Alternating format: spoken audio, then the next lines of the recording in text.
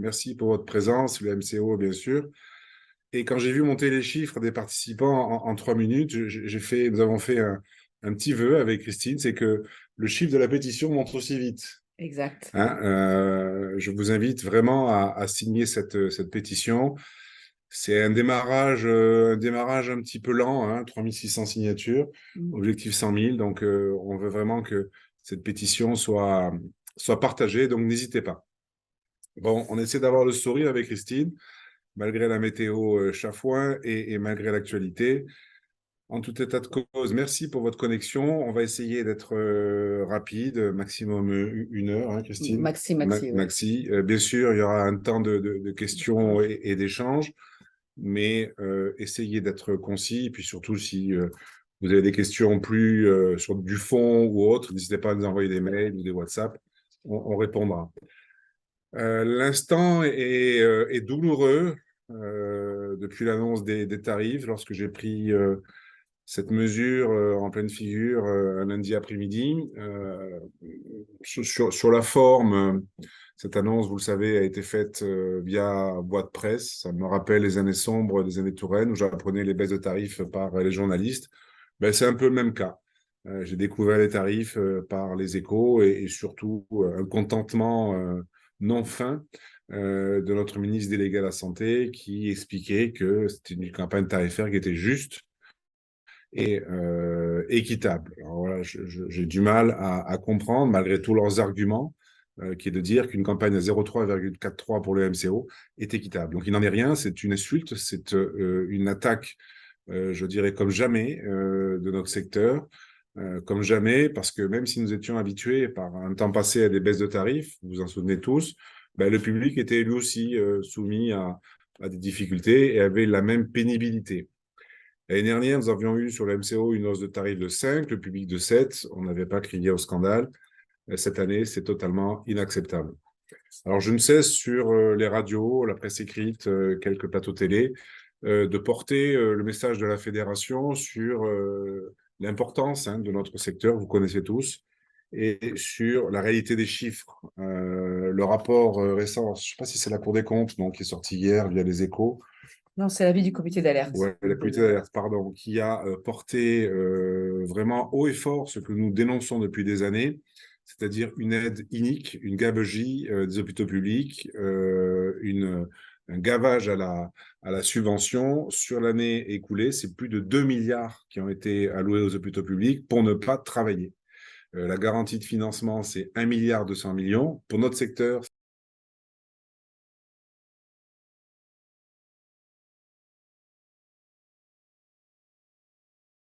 Le son a été coupé.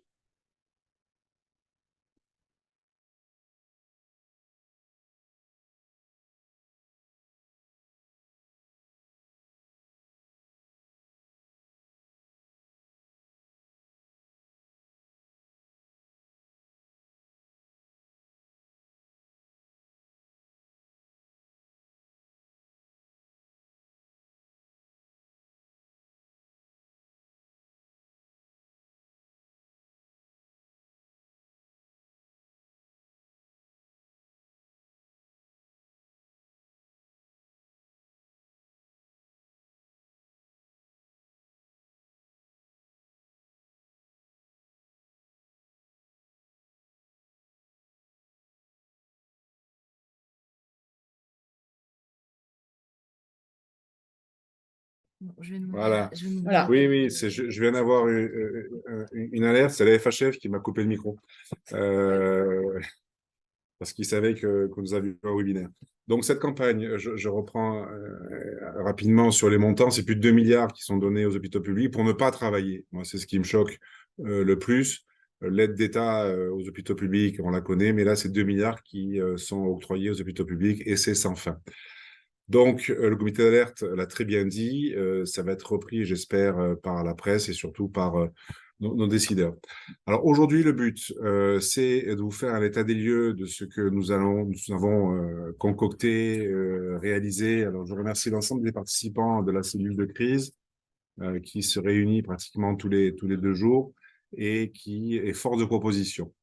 Alors, il est clair que lorsqu'on prend une décision, notamment sur de la com ou des affiches, il y a toujours ceux qui aiment pas, ceux qui... Bon, voilà. Alors, moi, j'ai pris le parti de ne pas donner mon avis et de dire que ce qui est fait dans le consensus est bien et ça permet, je dirais, d'avancer. Mais j'entends les critiques des uns et des autres, l'essentiel étant que on puisse tous avancer.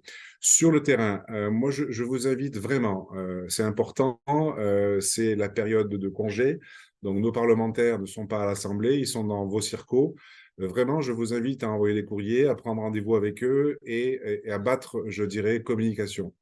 Euh, Chaque adhérent, chaque membre, je dirais, de la fédération, qu'il soit indépendant, groupe régional, groupe national, est autorisé, si vous me permettez cette expression, à communiquer.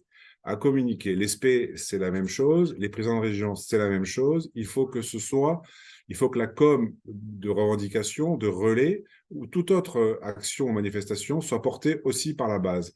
Si on attend tous du national, c'est compliqué parce qu'il y a beaucoup de déperditions. Par contre, la base doit être mobilisée et chaque action, c'est ce que je dis, mais est-ce qu'on peut, oui, faite et relayée sur le terrain.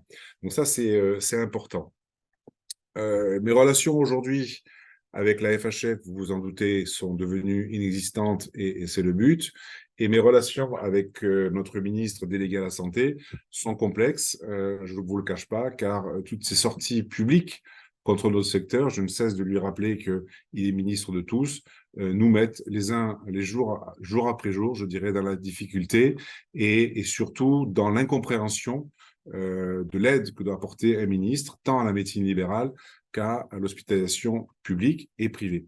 Les médecins libéraux se sont ralliés, mais immédiatement, et je tiens à les en remercier, les syndicats médicaux se sont ralliés immédiatement à notre détresse et à notre mouvement que l'on va vous détailler via Christine dans quelques minutes. Ils se sont ralliés, je dirais, de manière visible en arrêtant toute discussion sur leur convention médicale qui doit être signée dans les semaines ou petits mois à venir. Donc, c'est un signal fort parce que ce sont leurs honoraires qui sont touchés et donc, du moins, leurs revalorisations qui sont touchées. Donc, il faut prendre ce message comme un signal, je dirais, fort de compréhension de nos difficultés et aussi de leur soutien à leur outil de travail, parce que si demain, et c'est le cas dès aujourd'hui, il y a moins de CAPEX pour investir, on sera tous dans la difficulté et dans la contrainte. Voilà ce que je voulais vous dire en préambule. Il y aura des réunions à peu près tous les 10 jours, 15 jours, en fonction de l'actualité, et surtout des informations comme, ça me rappelle un peu le temps Covid, hein, les informations de notre fédération qui arriveront très régulièrement. Voilà, Christine, merci pour le travail que tu animes au sein du 106 avec beaucoup d'élus, hein, c'est le cas Exact. c'est le cas de le dire, beaucoup d'élus qui sont mobilisés, je crois que c'est une cinquantaine dans la cellule de coordination, une cinquantaine d'élus, donc ça fait chaud au cœur de voir cet engouement et je te remercie pour toute l'énergie que tu mets avec l'ensemble du 106 parce que c'est l'ensemble du 106 qui est présent et mobilisé à nos côtés pour faire en sorte qu'on puisse avoir, alors je ne vais pas tout de suite dévoiler ce que nous attendons, mais avoir une campagne tarifaire, je dirais, qui soit revue, ça me semble compliqué, parce que c'est déjà inscrit dans les textes et qu'ils ne reviendront pas, je dirais, sur un arbitrage qui a mis plus de 2 mois. Par contre, ils ont toute l'attitude, sans ondame rectificatif, parce que là aussi, il ne faut pas rêver, il n'y aura pas d'ondame rectificatif, ils ont toute l'attitude, parmi les 101 milliards de budget pour les hôpitaux publics et privés, de trouver une enveloppe pour nous aider. Et c'est le but aujourd'hui, c'est d'avoir une enveloppe qui compense à l'euro les 4,3%, les 4% pardon, d'écart qu'il y a entre le public et le privé. Ça, c'est l'objectif, je dirais, de ce mouvement d'humeur, de contestation et de grève. On va vous en parler dans quelques instants. Voilà, merci pour votre attention, merci pour votre présence, 317 au compteur. Ça fait chaud au cœur, même si nous préférions tous faire autre chose en ce moment que d'être obligés de revendiquer nos droits élémentaires, je dirais, d'équité et d'égalité. Donc, je vais prendre la suite. Bonjour à toutes et à tous et merci d'être là avec nous pour cet échange et cette présentation.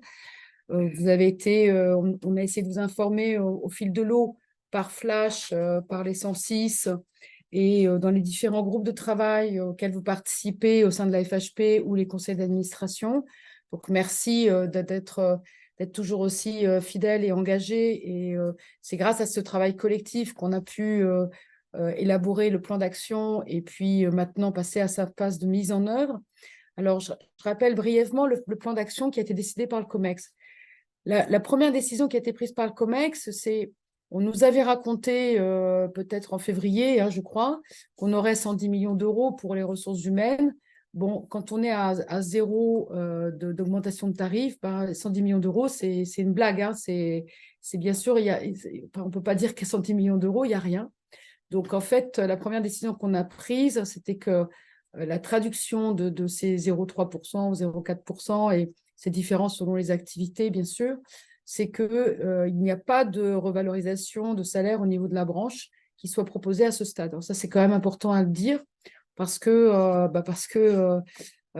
ça, d'abord, nous, on va être obligé de l'annoncer. Enfin, on l'a annoncé en off, mais on l'annoncera officiellement fin mai aux organismes syndicaux, c'est-à-dire qu'on ne nous donne pas les moyens de revaloriser les salaires, alors que, et c'est ça qui est le plus écœurant, finalement, que quand le ministre dit tout ça a été prévu depuis de longue date, en fait, ce qu'ils veulent dire, c'est que les mesures Guérini et Borne sont déjà mis dans les chiffres depuis longue date.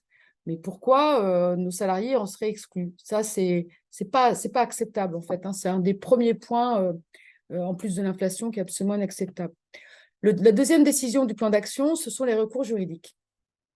Alors, vous me direz, les recours juridiques, on en a fait un certain nombre, notamment liés aux réformes, SMR et PSI, donc, et l'année dernière, bien sûr, sur les arrêtés tarifaires compte tenu de l'insuffisance de l'inflation, puisque vous savez qu'en 2022-2023, il a manqué 840 millions d'euros de financement de l'inflation pour nos établissements privés au total.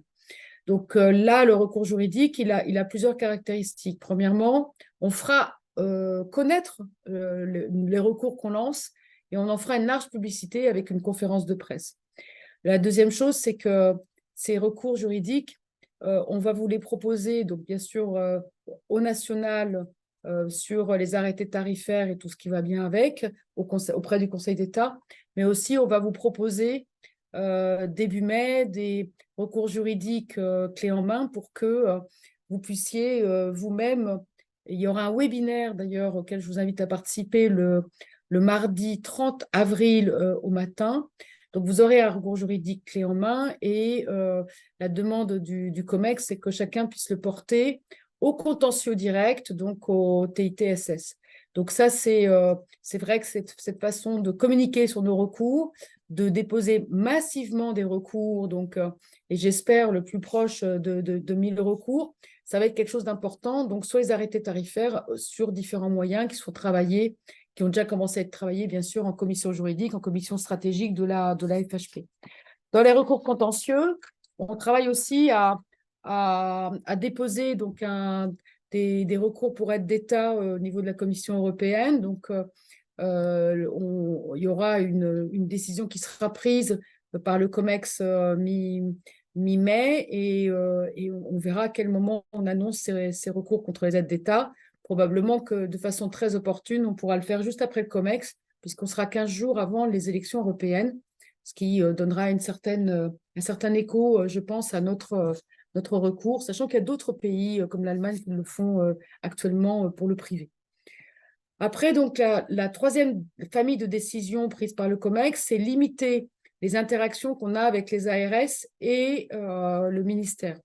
Donc, concrètement, c'est toute réunion qui n'est pas indispensable ou utile ou qui ne sert à rien. Ça arrive aussi dans un certain nombre de cas, ou des réunions sur l'organisation, la planification entre établissements pour l'organisation d'activités, alors qu'en fait, finalement, on ne nous considère pas.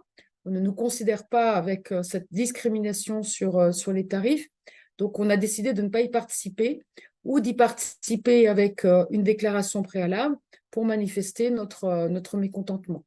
Donc, au niveau national, ben, on apprend en marchant, on ajuste en fonction des sujets, on répond quand même aux IGAS, Cour des comptes, etc., parce que ça, c'est quand même très important, mais on boycotte un certain nombre de réunions en ayant des éléments de langage que vous avez dans le kit de mobilisation qui expliquent pourquoi on est amené à avoir cette attitude. Donc là-dessus, sur la participation aux réunions, je pense que dans chaque région, le président et présidente de la FHP régionale et son délégué régional travaillent avec vous et avec leur conseil d'administration pour déterminer, parce que c'est aussi, ça dépend aussi du contexte local, des relations locales, etc., à la déclinaison de cette demande du COMEX, donc de limiter nos interactions avec les ARS, avec le ministère, et aussi limiter aussi les réponses à des enquêtes.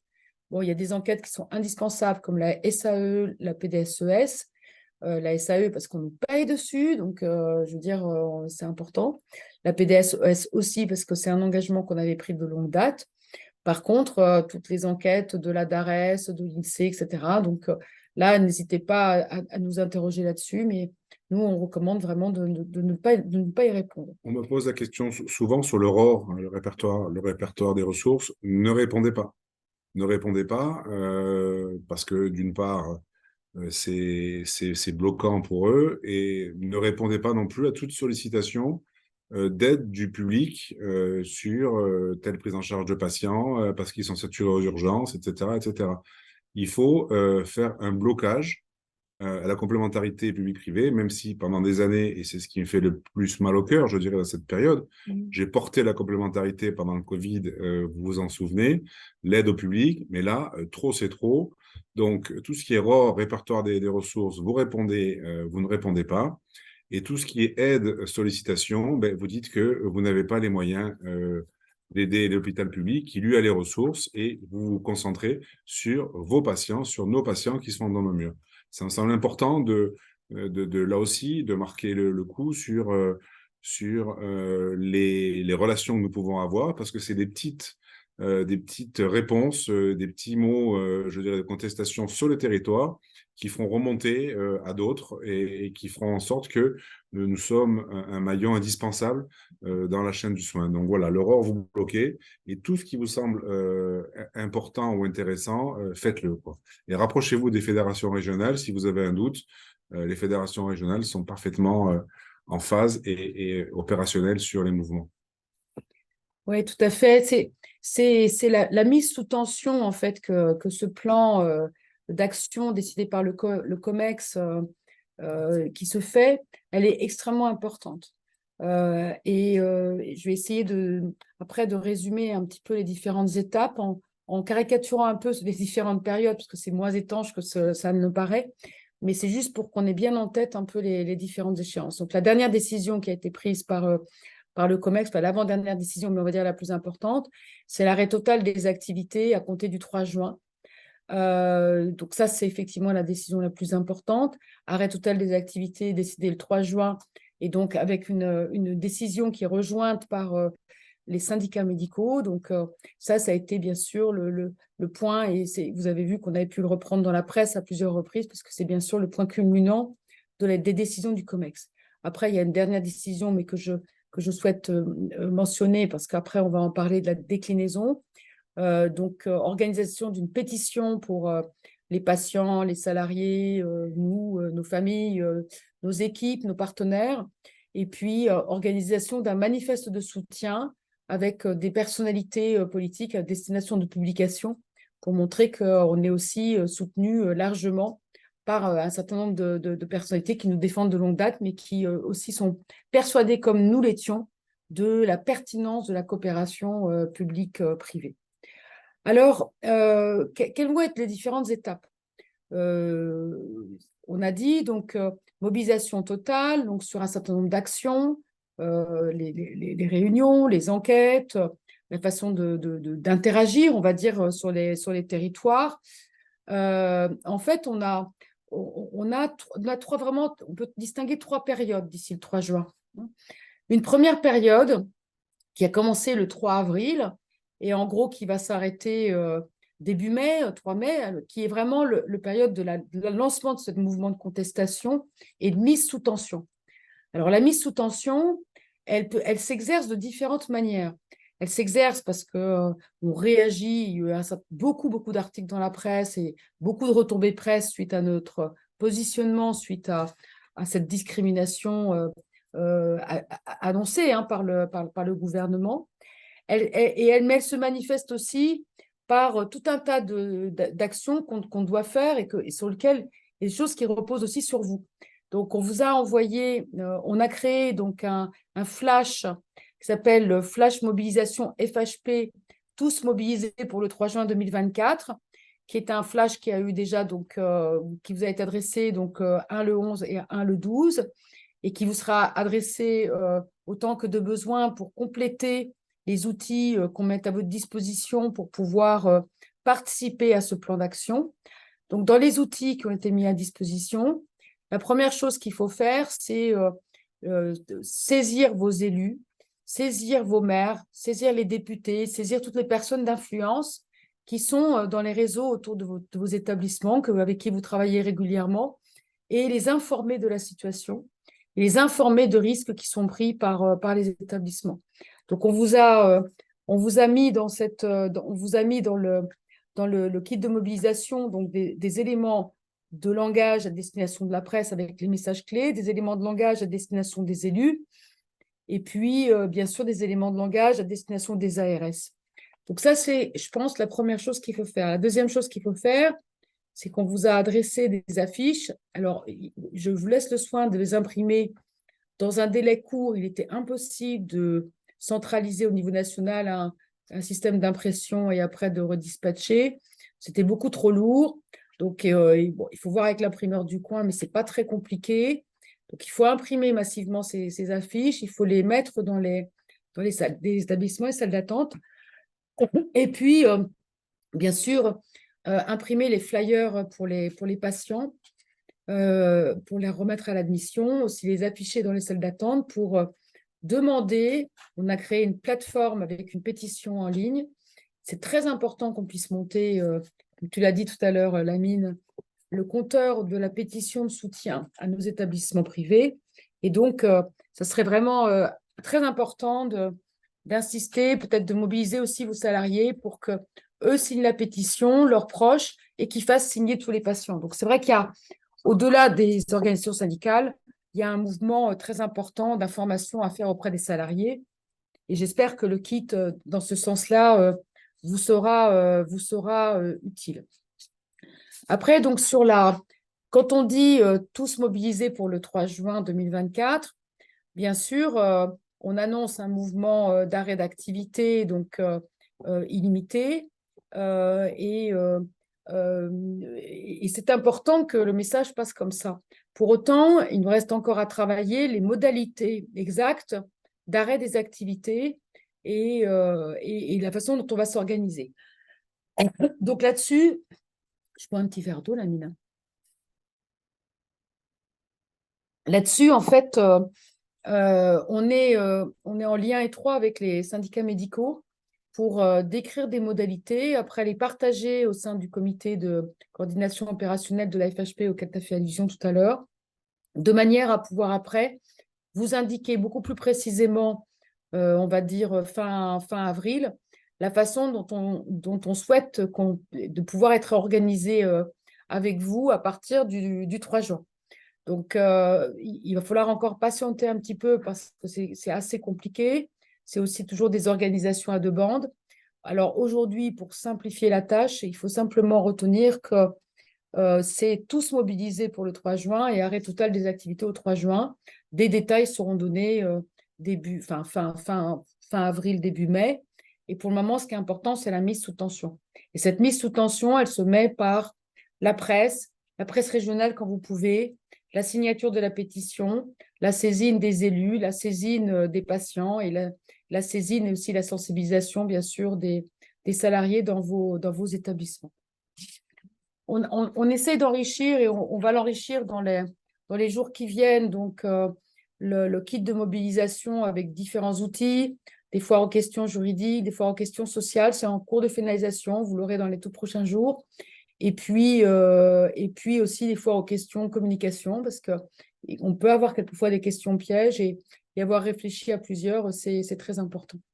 Je profite d'ailleurs de l'occasion pour remercier aussi massivement tous ceux qui parmi vous sont impliqués dans les différents groupes de travail au niveau des conseils d'administration, groupes de travail des syndicats, syndicats de SPE, de l'AFHP, commissions diverses et variées, parce que tout ce travail, on le fait vraiment en collectif et c'est ça qui est productif et qui, à la fin, devient quelque chose qui est intelligent et pertinent. Et tous les jours, on avance. Donc, tout à l'heure, on avait un comité de coordination. On a décidé qu'il fallait avoir un bandeau pour la pétition, qu'il fallait peut-être changer nos signatures pour alerter dans nos signatures sur le mouvement de la FHP, mettre le QR code pour la signature de la pétition. Ben voilà, demain, vous aurez un flash avec ces éléments complémentaires pour avoir des outils. Et puis, donc, on va continuer à avancer de manière à pouvoir développer des outils qui soient utiles et puis réussir notre front de mobilisation.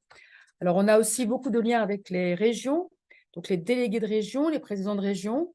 On a déjà fait, on a eu des éléments de langage au niveau national. On a une conférence de presse qui est prévue avec les médecins, les syndicats de médecins la semaine prochaine. Et on s'aligne avec les régions pour avoir des éléments de conférence de presse qui soient les plus, comment dirais-je, bien sûr cohérents, solides et puis déclinés en région. Et donc, il y a un certain nombre de régions qui vont faire des conférences de presse avec les URPS, avec les syndicats médicaux de leur région. C'est très important aussi qu'on n'oublie pas qu'on est dans ce mouvement, donc on a été rejoint par les syndicats médicaux. C'est important et donc on avance ensemble avec des revendications communes. Alors, la question que tout le monde se pose, et je vais vous donner un élément de réponse. Donc, la grève commence le 3, l'arrêt d'activité commence le 3, mais jusqu'à quand? Alors, la réponse que j'ai aujourd'hui à vous donner, et c'est ce que j'ai dit à la presse ce matin, ma réponse est simple, c'est le temps qu'il faudra. Le temps qu'il faudra. Aujourd'hui, c'est la réponse que nous devons donner parce que, comme vous l'a dit Christine, il faut que l'on règle entre nous, d'une part, fédération, et avec les syndicats médicaux, les modalités de cet arrêt d'activité. Ces modalités qui peuvent être multiples.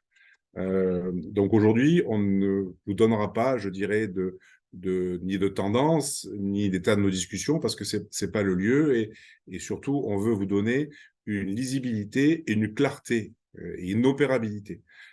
Parce que il n'y a rien de pire, si vous voulez, que d'avoir des directives qui soient ou floues, ou imprécises, ou incomplètes.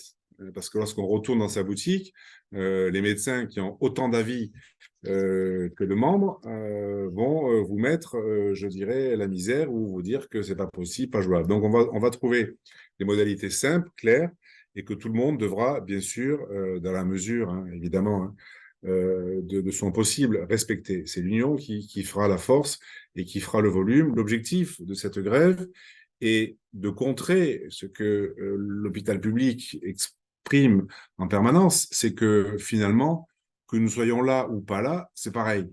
C'est pareil. Covid, ils ont fait 85% des patients, nous on a fait 15%, donc on n'était pas là, c'était pareil. À la permanence des soins, on fait 6%, oui, 6% rémunérés, rémunérés pour nos praticiens. Mais par contre, on fait beaucoup plus, parce que dans toutes nos cliniques, tous nos établissements, il y a une PDS qui est organisée et qui n'est pas tarifée, qui n'est pas rémunérée, mais nos médecins répondent bien aux appels de leurs confrères et des urgences. Donc, c'est pas 6% que nous prenons, c'est beaucoup plus.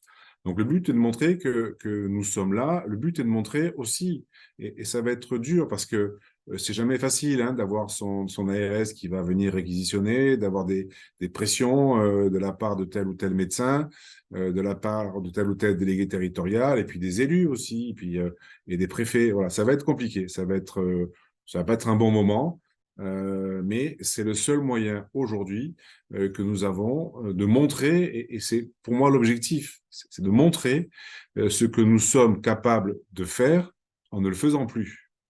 En ne le faisant plus. C'est-à-dire les urgences. Les urgences, on vous donnera les modalités opérationnelles parce que ce n'est pas encore stabilisé je vous l'ai dit, je suis en lien quotidien avec le syndicat national des urgentistes, qui sont extrêmement motivés, qui sont partie prenante pour cet arrêt d'activité, mais il faut trouver les modalités. Un, réglementaire, deux, juridique, et trois, je dirais, qui soit déclinable sur l'ensemble de nos 122 services d'urgence.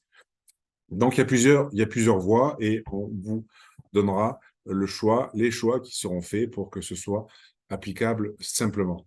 Peut-être, Christine, des questions, on répond à quelques questions ou tu continues? Je voulais Oui. juste, peut-être juste continuer 2 minutes juste pour redire les 3-4 grandes étapes. Et puis après, effectivement, on s'en arrêtera là parce que c'est le but, c'est aussi d'échanger. Donc, la première étape, c'est l'étape de mise sous tension. Donc, de maintenant, on va dire, jusqu'à début mai. Après, la deuxième étape, c'est l'annonce des recours. Donc là, on aura une forte action médiatique avec… alors là, on aura la conférence de presse la semaine prochaine avec les médecins. Ça va être un grand moment. Jeudi à 9h30, oui. Voilà. Après, il y aura donc l'annonce des recours. Donc ça, c'est quelque chose de très important. Et il y aura un webinaire le 30 avril, le matin, sur les recours, donc pour vous accompagner dans cette démarche. Après, donc, cette période-là aussi, entre le 6 et le 14 mai, il y a beaucoup de ponts, etc. Ça va être un peu compliqué, mais on va vraiment essayer de travailler sur la presse quotidienne régionale pour avoir beaucoup d'actions de communication dans ce cadre. Et puis, la semaine du 15 mai, donc, on va annoncer nos organisations pour la mobilisation. Et quelques jours avant la mobilisation du 3 juin, donc il y aura 100 expos, donc c'est la semaine du 20 mai. On a pris la décision de changer complètement notre programme.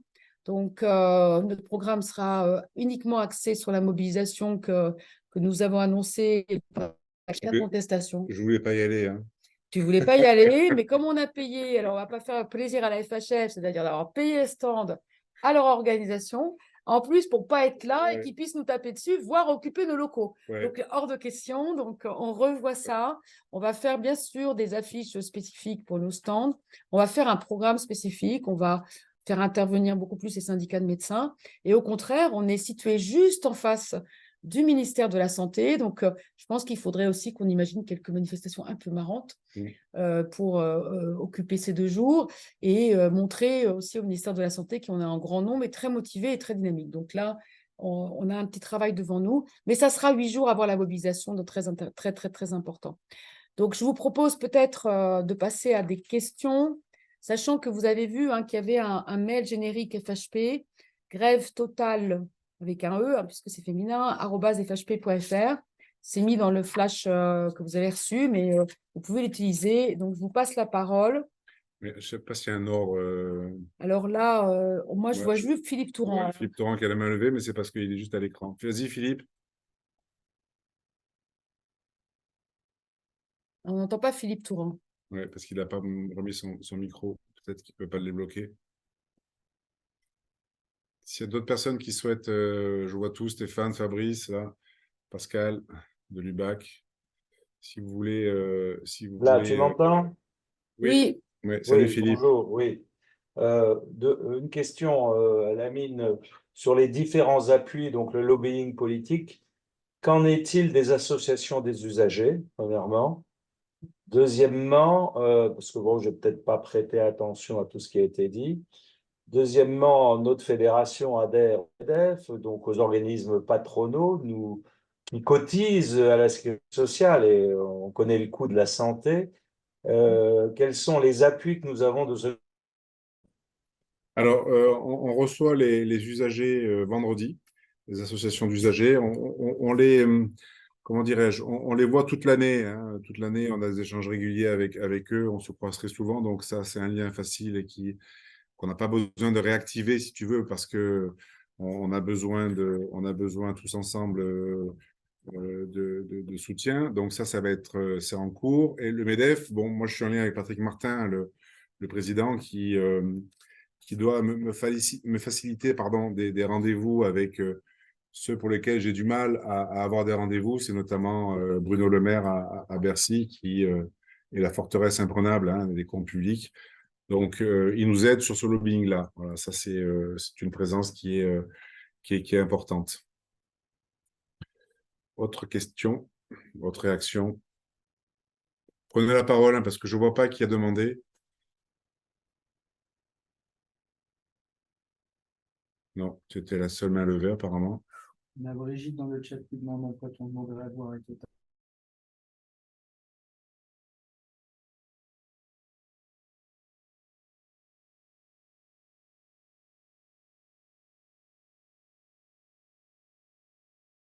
Cherchez Océane, s'il C'est vous bon, plaît. c'est bon. C'est bon, c'est revenu. Ouais, grève totale ou arrêt d'activité. Alors, le mot par rapport à nos salariés, c'est arrêt total des activités. Parce qu'en fait, sinon, ils pensent que c'est eux qu'on les met en grève. Donc ça, c'est pas possible. Donc, c'est arrêt total des activités par rapport aux salariés. Après, le mot communément employé dans la presse, c'est grève, parce que c'est ça que le citoyen comprend. C'est-à-dire qu'ils disent grève, oui, bah, ils font grève, quoi. Mais en fait, il y a un mot par rapport au... Et dans le kit, vous avez vu qu'on on met arrêt total d'activité. C'est vraiment à dessein par rapport aux salariés.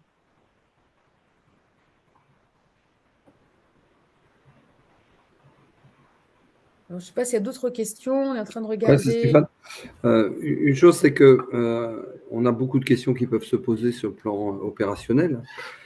Avez-vous aujourd'hui une personne nommée au national pour répondre à toutes les questions? Est-ce qu'on passe par les directions, par les FHP régionales? Est-ce que vous avez une organisation? Est-ce que vous avez le mail, mais est-ce qu'il y a quelqu'un au téléphone qui peut répondre à des questions particulièrement? Alors, en fait, le fonctionnement qui existe aujourd'hui, il continue, hein. Donc, il y a le mail grève totale parce que ça peut être plus simple et ces mails arrivent sur l'ensemble des boîtes de l'équipe du 106. Donc, après, on se dispatche entre nous les réponses. Après, si vous avez une question qui est d'ordre social, bah, c'est au pôle social comme d'habitude. Si c'est la com, c'est à la com. Enfin, voilà. Mais il n'y a pas de... Il n'y a pas de souci. Enfin, voilà, vous envoyez vos questions et puis on y répond, soit par téléphone, soit par mail. Enfin, on est complètement à votre disposition. Après, est-ce qu'il y a une organisation spécifique? En fait, on s'est remis un peu, tout à l'heure, Lamine y faisait allusion. En fait, pendant le Covid, vous savez qu'on avait une cellule de crise Covid. Donc là, on a créé un comité de coordination opérationnelle un peu sous le même mode que la cellule Covid. C'est un comité qui se réunit une fois par semaine. Si à un moment donné, les choses s'accélèrent et qu'il faut faire plus, ben, on fera 2 fois par semaine, voire 5 fois par semaine, on verra.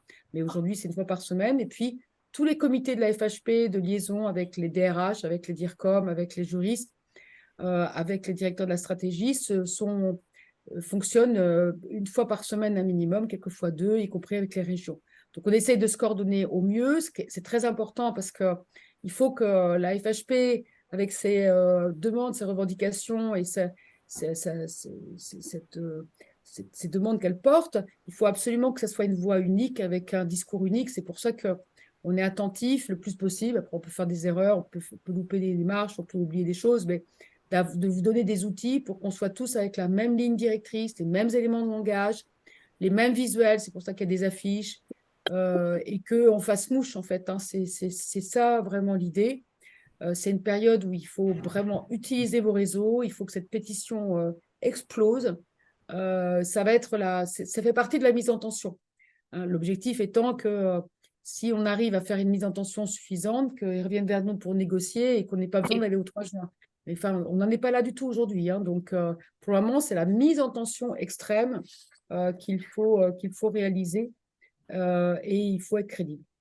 Pareil, il y a des questions sur le social, on vous répondra précisément, hein, savoir bien sûr si les salariés seront en poste, etc. On vous précisera.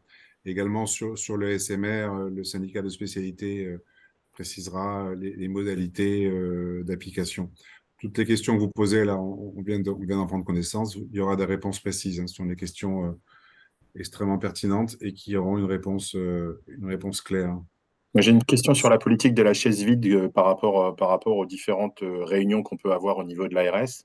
Va se poser la question sur les JO, parce qu'en région, on commence à avoir des informations et des questionnements sur qui participe, qu'est-ce qu'on fait, etc., etc.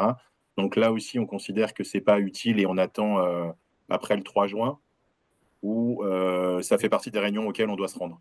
Non, non, non, on n'est pas considéré. on est considéré comme quantité négligeable. Donc, on n'a pas à participer aux cellules d'organisation des JO.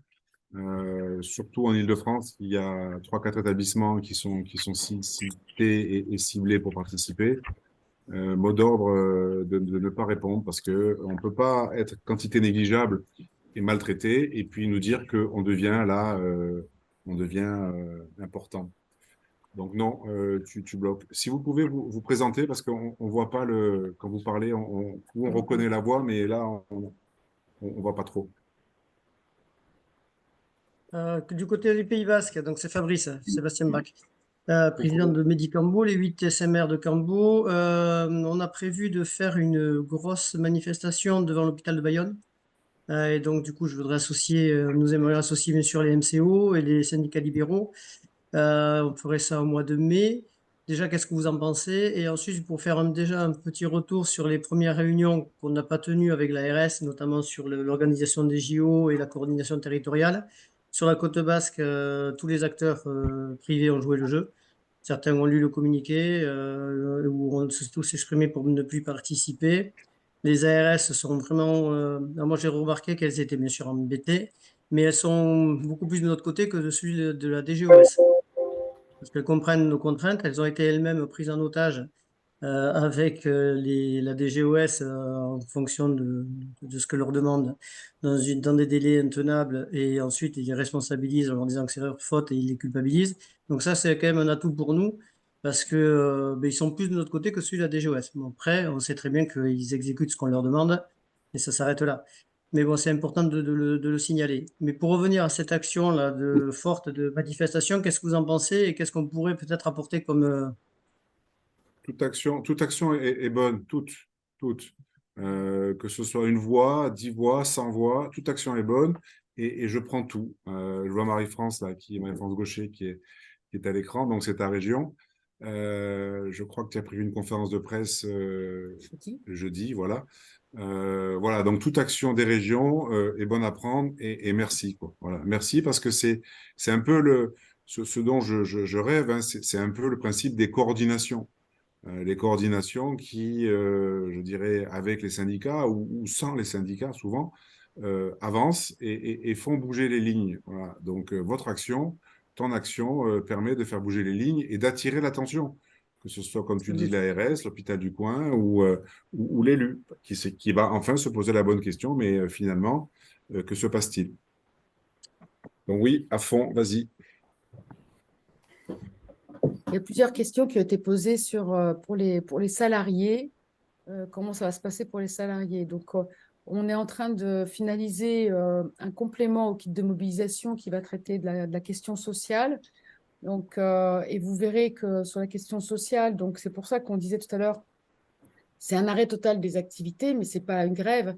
C'est-à-dire qu'en fait, c'est l'établissement, la direction d'établissement qui décide d'arrêter les activités, mais les salariés doivent être payés en fait, hein.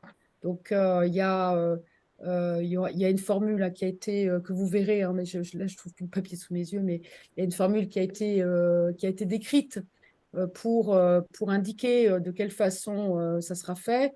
Et en fait, ça sera comme d'habitude, quoi. Le salarié, il est inscrit au planning, il est payé selon l'inscription au planning. Après, si il y a une discussion locale, ça c'est le principe général, une discussion locale qui s'engage. Il y a certains établissements qui d'ores et déjà ont prévu pour les services d'activité qui seraient arrêtés, qui ont prévu de travailler sur la formation, travailler sur la certification, des formations d'équipe. Il y en a d'autres où il y a eu des expressions de demande de congé de salariés. Ça va être négocié localement, mais le principe, c'est qu'il y a un maintien de salaire pour les salariés, puisque c'est nous qui décidons l'arrêt de l'activité. Ce n'est pas le salarié qui se met en grève. Moi, j'ai 7 certifications qui commencent le 3 juin. Ah bah ça tombe bien. Ça tombe bien. À 7 certifications commencent le 3 juin. Ils font la visite pendant la grève. J'ai une certification de groupe, on en a 7 excellent. qui commencent le 3 juin. On fera le parcours du gréviste. C'est génial. Donc, ouais, il faudra voir comment tu peux médiatiser ça, parce que c'est quand même intéressant. Ouais, j'avoue que je ne suis pas ravi, mais bon. Ouais. Je ne sais pas s'il y a d'autres questions. Jean, vous m'avez réactivé le micro, si j'ai bien compris. C'est ça? Qui est-ce? Jean-Claude Abadie. Ah bah, oui, bonjour docteur, j'ai vu passer votre poste, merci pour votre Voilà. vision, du collège d'ESP de la FMF, c'est gentil à vous. C'était effectivement pour signifier le soutien que nous avons accordé en Assemblée générale hier de la Fédération des médecins de France. Et je suis trésorier, moi, de la Fédération de France spécialiste. Alors, le soutien à tous les praticiens et aux actions. Maintenant, bien entendu, dans le respect des prérogatives locales. Et je voudrais insister sur deux, trois points, ça va être très rapide. Tout à l'heure, Lamine, on a battu les pavés ensemble lors des dernières manifestations à Paris. Mais tu parlais d'aide, qu'on t'aide. Non, non, non, c'est pas, on n'est pas dans l'aide, on est dans le respect des professionnels de santé. On est dans une négation Coteau, complète, euh, de, vous de, allez de, bien? de notre, Oui, je suis en réunion. On peut se rappeler dans 10 minutes? de Oui, notre Ouais, on rappelez se rappelle dans 10 minutes. Oui, Anne-Sophie. Oui, on est dans Vas-y Jean-Claude, continue, il y le avait un déni micro. complet de notre ministre numéro 8, c'est le huitième, hein, Valtou, de notre ministre de la Santé. Alors effectivement, je voudrais que les établissements se souviennent que et c'est ce que nous ont dit les spécialistes, c'est que nos avenirs sont liés, ont toujours été liés. Un chirurgien spécialiste utilisateur des plateaux techniques lourds ne peut pas intervenir s'il n'a pas une clinique. Mais si tout le monde s'arrête, la clinique aussi peut souffrir. Et donc, je voudrais que cette occasion, qui est très intéressante, soit l'occasion de reprendre bien contact avec les praticiens des cliniques et puis peut-être de leur offrir un engagement de réciprocité dans les actions. Je me souviens de quelques actions qu'on avait faites au niveau des négociations conventionnelles et où en fait on ne s'est pas senti super soutenu par des établissements et par éventuellement la FHP que tu présides. Donc ça, je voudrais que ce soit que peut-être l'occasion, et ça va être l'occasion effectivement d'associer des praticiens, parce que des praticiens font, les spécialistes, je crois, font 1 million de consultations par jour, tous réunis.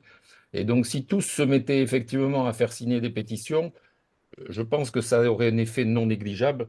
Et puis enfin, je dirais des politiques, ça fait déjà un petit moment, nous, sur le plan des négociations conventionnelles, qu'on a décidé de secouer les politiques locaux parce qu'il va falloir un petit peu de cohérence, quoi, avec cette espèce de sensation de destruction de la médecine libérale qu'on est en train de subir. Voilà. Merci Jean-Claude, et tout à fait d'accord sur le respect des professionnels et de notre métier, parce que on oublie qu'on est porteur de soins et que tous ensemble, collectivement, on apporte à nos patients un soutien qui est quotidien. Oui, pour le retour, effectivement, il n'y a pas toujours eu peut-être une écoute attentionnée à vos problématiques. Il est vrai que vous avez la chance d'avoir une convention signée, hein, Pas pour le moment. oui, ben, non, je veux dire, une convention, Possibilité. la possibilité. Nous, les tarifs, si tu veux, je les apprends dans la presse. Donc, tu vois la différence. Il n'y a même pas de signature, et loin de là. Mais oui, oui, bien sûr, le message est entendu. Comme on souhaite au sein de la fédération relancer les CME, hein, la présidence, une présidence nationale, bien sûr, et puis un bureau et un conseil qui fonctionnent pour que vous ayez, alors, ce n'est pas un syndicat, la CME, ça n'a rien à voir, mais tout de même, c'est la voix des médecins. Et c'est important de retrouver du lien, même si nous l'avons au sein du CLAP quand on se réunit pratiquement toutes les 3 semaines. Mais bien entendu, et merci pour ton message et et le souvenir des manifestations de 2014. Ouais, tous ensemble, c'est vrai que c'est quelque chose de super important. Moi, je voudrais juste insister sur quelque chose, c'est que la crédibilité et ce qu'on joue là, alors je sais bien hein, que c'est douloureux, c'est difficile, plusieurs jours d'arrêt d'activité, c'est compliqué, mais je voudrais juste te dire quelque chose. Ce qu'on joue là, c'est pour 3 ans et demi, puisque Macron, il est encore président de la République, sauf embûche, jusqu'à mai 2027. Et après, le temps qu'il y a enfin, on a une certaine expérience avec la mine des changements de ministre, etc. Le temps qu'il y a un nouveau Premier ministre, nouveau ministre de la Santé, cabinet, machin, il faut compter 6 mois pour que quelqu'un puisse arriver à dire bonjour et ouvrir une porte. Donc, on fait là, ça va vraiment avoir une influence majeure sur, pas que nos tarifs en 2024, il y a un micro qui est ouvert, mais aussi en 2025, 2026, 2027. voire presque 2028. Donc, en tout cas, vraiment 3 ans. Donc, c'est vrai que c'est douloureux, c'est vrai qu'on vous demande et on est obligé de tous faire des efforts à une période où il y a plein de gens qui partent en vacances ou en pont, etc. Mais vraiment, ça en vaut la peine. Et il n'y a que la crédibilité, c'est que, unis avec les médecins, unis tous ensemble et avec la crédibilité et beaucoup de courage. Et beaucoup de courage, ça veut dire envisager et fermer les activités au 3 juin selon des modalités qu'on pourra décrire. Mais le tarif après qu'on aura, la sentence qu'on aura, ça sera pour les 3 ans et demi qui viennent. Ce n'est pas que pour les 6 prochains mois. C'est ça que je voulais rajouter, Lamine, parce que je pense qu'il faut l'avoir en tête. Hein. C'est important parce que, d'abord, moi, je suis comme vous, je vais me faire mal. Mois de mars, ça n'a pas été terrible. Janvier, février, ça allait. Mois de mars, pas terrible. Avril, avec les vacances, à 50% d'activité. Et les ponts, tous les patients seront la tête en dehors. Donc, effectivement, j'ai des retours de médecins qui me disent, tu vas m'amputer les plus denses, puis après il y a les JO, etc. Oui, mais bon, c'est comme ça. On va tous avoir des difficultés, tous souffrir. L'objectif, c'est tout de même, et on a une enveloppe qui permettra de nous aider sur l'année à venir. Hein, c'est l'objectif. On ne se bat pas pour la gloire ou pour... voilà, on est des syndicalistes pour avoir des résultats. Un parti pris non négociable, quoi. Voilà, non négociable, parce qu'on n'a pas de choix. Et 0,3% d'augmentation de nos tarifs avec une inflation à 5,6, je n'imagine pas, même sur mon groupe, comment je vais faire sur lutter pour l'inflation, pardon, et l'augmentation du social et des NAO qui invariablement vont arriver. Parce qu'on leur expliquera que les 110 millions, c'est compris dans les tarifs à 0, c'est 0. Ce ne sera pas 0. Voilà. Moi, à Paris, je dirais que c'est 0, ou du moins le président de la commission sociale, Jean-Louis Maurice, dira que c'est sur le terrain, même dans mes boutiques, ce sera autre chose. Voilà. Et tu l'as très bien dit, Christine, il en va de notre crédibilité et des années à venir. Alors, c'est le 8e ministre. C'est peut-être pas le 8e dans l'ordre, mais je ne vais pas dire ce que je pense parce qu'il y a trop de monde. Et après, ça voilà. Voilà. Mais c'est compliqué, oui. On va dire ça. Hein, Paul public. Oui, bonjour, c'est Fabrice, journal là, des Alpes-Maritimes. Là, on a commencé à discuter beaucoup avec Jean-Louis Auger de Cantis et Pierre Alemano, là, qui est au COMEX, je crois, et pour organiser des actions concertées sur les Alpes-Maritimes où on pèse, où le privé pèse particulièrement lourd. Je voulais simplement vous demander si vous arriviez à entretenir encore des contacts avec la FHF ou avec l'assurance maladie pour essayer de gagner, si ce n'est leur soutien, au moins leur bienveillance, en évitant, ma thèse, c'est d'éviter de se comparer à l'hôpital, surtout parce qu'à chaque fois, on se fait étrier par les autorités publiques et même par les élus, et même par le public tout court. Est-ce que vous arrivez à conserver des contacts avec la FHF ou pas du tout? C'est mort de ce point de vue-là. Alors, la CNAM, l'assurance maladie, si tu veux, c'est pas dans notre, comment dirais-je, c'est pas dans notre cercle d'influence parce que la CNAM n'a pas à proprement parler, si tu veux, d'arbitrage sur les campagnes tarifaires ou sur les réformes tarifaires. Ou, bon, voilà, c'est un organisme payeur à l'aveugle. Donc, bon, bien sûr, on a des relations avec Thomas Fatome, il n'y a pas de difficulté. La FHF, on en avait jusqu'à maintenant, si tu veux. Mais se faire comment dirais-je, avoir cette connivence d'État entre le public, enfin, la FHF et les ministères, devient un repoussoir. Et tu le sais, moi, je suis...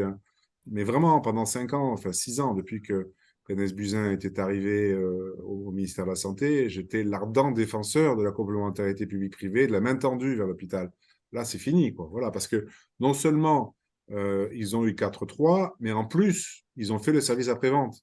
C'est-à-dire de dire, mais c'est normal, nous, on a besoin, nous, on est les pauvres, nous, on ne travaille pas, donc il nous faut plus d'argent pour travailler.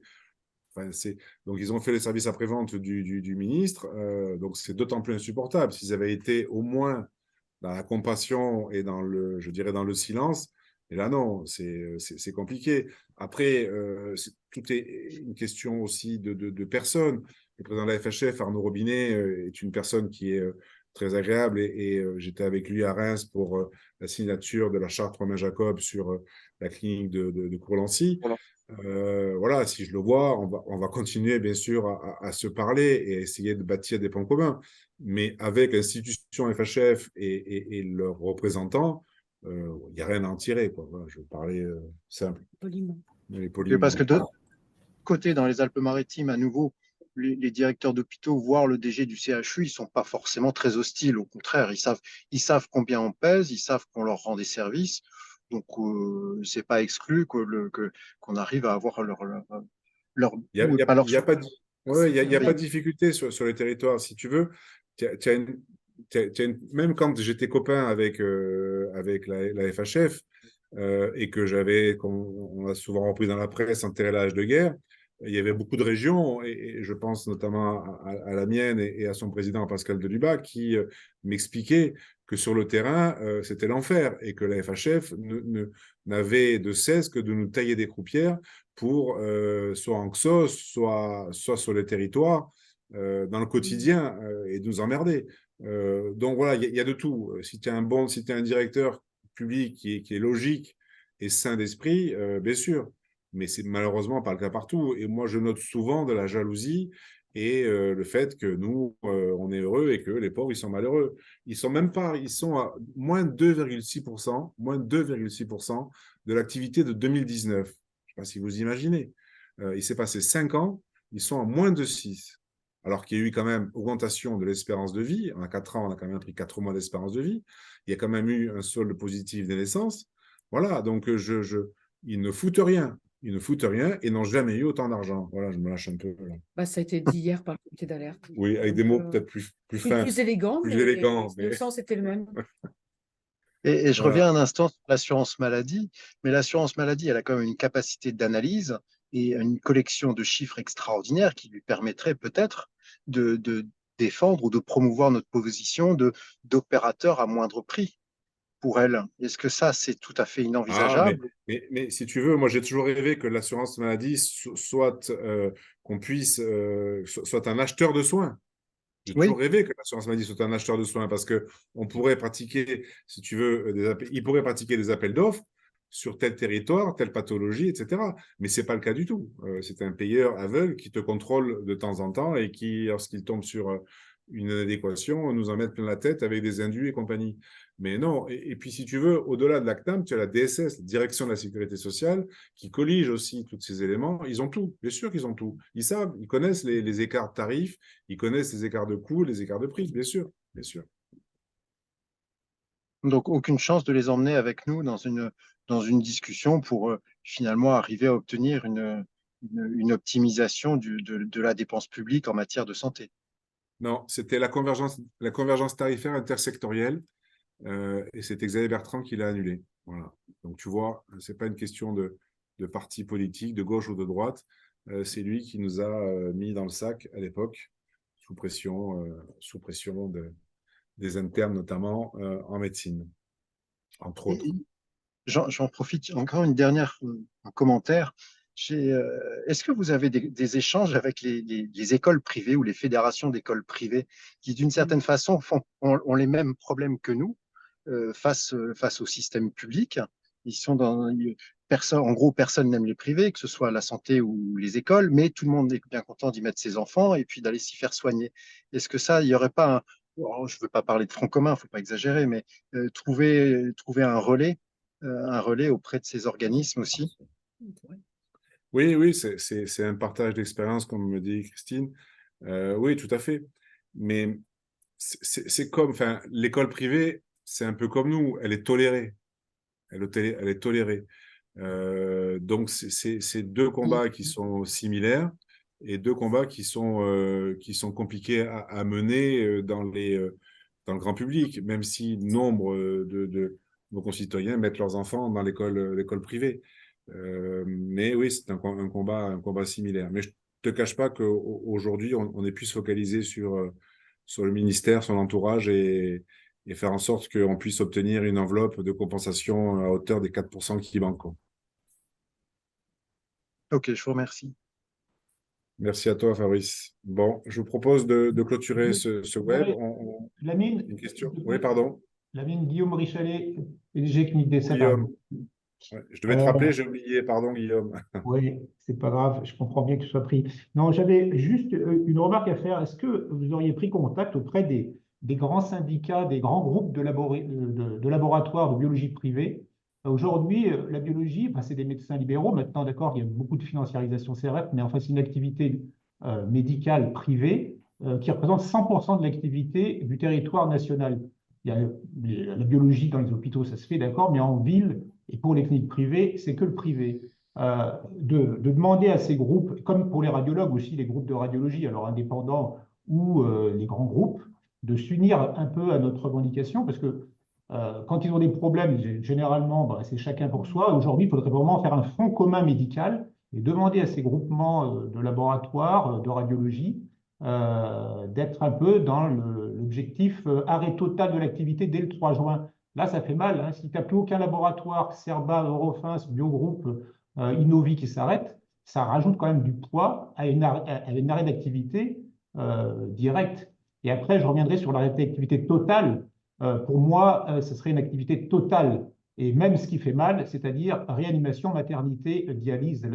Alors, bien sûr, je sais qu'aujourd'hui, vous voulez faire ce que sur l'activité, enfin, et encore, je pense que ça fait des discussions, programmées, ça nous fait très mal. Et généralement, ça ne fera pas d'effet. Enfin voilà, un front commun pour moi est absolument nécessaire. Oui, tu as raison, et j'ai François Blanchecotte qui m'a appelé il y a 2 jours, je vais le rappeler. Effectivement, il faut absolument les associer le 3 juin pour qu'il y ait labo fermé. Il y a aussi les transporteurs qu'on peut associer. J'ai Skifano qui m'a appelé ce matin. Maintenant, les transporteurs, il faut faire attention parce qu'ils sont souvent difficiles à canaliser, mais ils sont visibles et bruyants. Donc, ça peut être bien aussi. On va les contacter. Ouais, merci Guillaume sur la biologie. Par la même occasion, est-ce qu'une grande manifestation comme à l'époque en 2014 à Paris, avec tous les professionnels, mais alors tous, c'est dû encore une fois les médecins spécialistes, les cliniques, les radiologues, les biologistes, les transporteurs, enfin là le monde enfin, privé, parce qu'en fin de compte, ce n'est pas que les cliniques privées. Là, aujourd'hui, on est asphyxié depuis de nombreuses années. On survit parce qu'on se réorganise, donc on se financiarise et on va nous le reprocher plus tard. Donc aujourd'hui, oui, c'est la dernière ligne droite. Et moi, je ferais bien un grand mouvement un dimanche ou un samedi à bloquer Paris. Et on est capable de le faire, mais si on y va tous. Je ne te cache pas que ce n'est pas ma première option. On l'a avoir fait il y a quelques années. Et au plus haut, si tu veux, de la grève des médecins, c'était leur combat contre le tiers payant. Ils avaient été 30 000. Nous, on était beaucoup moins. On était 200, je crois. Bon, il y a eu le succès d'estime, on va dire, et j'y étais. Hein. Donc, j'ai même manifesté plusieurs jours parce qu'il n'y avait pas que cette manifestation-là. Mais bon, pourquoi pas, hein, si la maltraitance continue, pourquoi pas. Mais ce n'est pas ma première option. Je vais être direct avec toi, Guillaume, on se connaît suffisamment. Ce n'est pas ma première option aujourd'hui. Je propose de clôturer ce web. Juste un point, Lamine. Pascal, oui. Mais très Pardon. rapidement, je pense que certains n'ont pas tout lu autour de la table puisque la FHF nous a déclaré irresponsables de vouloir mener une grève. Donc, pour répondre aux questions, puis c'est un de leurs communiqués. Alors, juste pour vous dire que nous, quand on décide de faire une grève, on est irresponsable. Mais quand la CGT quitte une réanimation en laissant les malades sans infirmière, elle fait valoir son droit constitutionnel. Donc voilà déjà un élément de discours. Donc je pense qu'avec la FHF, le dialogue est rompu depuis bien plus longtemps que ce qu'on l'imagine. Et je suis en train de vivre une expérience ce soir sur laquelle on va finir une réunion sur un tas de cendres sur les urgences, parce qu'ils nous détestent. Et je crois que là, il va falloir arrêter. Moi, j'ai toujours été j'ai des amis directeurs d'hôpitaux, j'en ai pas beaucoup, mais j'en ai quelques-uns, mais vraiment la FHF, c'est un ramassis de connards, et il faut appeler les choses par leur nom.